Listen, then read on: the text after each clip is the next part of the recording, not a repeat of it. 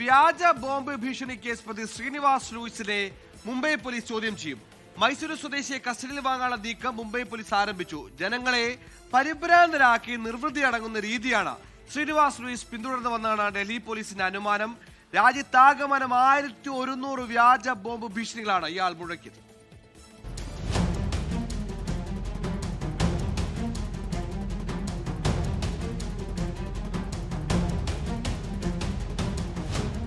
മൈസൂരുവിൽ നിന്ന് പിടിയിലായ 47-കാരൻ ശ്രീനിവാസ് ലൂയിസിനെതിരെ പല സംസ്ഥാനങ്ങളിൽ കേസ് രജിസ്റ്റർ ചെയ്തിട്ടുണ്ട്.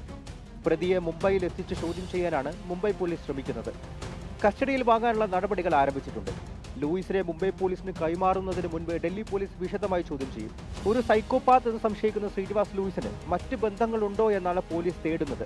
കഴിഞ്ഞ ഒരു വർഷക്കാലത്ത് ഡൽഹിയിൽ ലഭിച്ച ബോംബ് ഭീഷണി സന്ദേശങ്ങൾ ലൂയിസിനെ കേന്ദ്രീകരിച്ച് പോലീസ് പരിശോധിക്കുന്നുണ്ട്. 2023 മുതൽ മുംബൈ പോലീസിന് ലഭിച്ച ബോംബ് ഭീഷണികൾ അവരും അന്വേഷിക്കുന്നു. ശ്രീനിവാസ് മുൻപും വ്യത്യസ്ത ഐഡികൾ ഉപയോഗിച്ച് ജനങ്ങളെ പരിഭ്രാന്തരാക്കിയിട്ടുണ്ടെന്ന സംശയത്തെ തുടർന്നാണിത്. മറ്റ് സംസ്ഥാനങ്ങളിലെ പോലീസ് സേനകളും കേന്ദ്ര അന്വേഷണ ഏജൻസികളും ലൂയിസിനെ ചോദ്യം ചെയ്യും. 24 ഡൽഹി.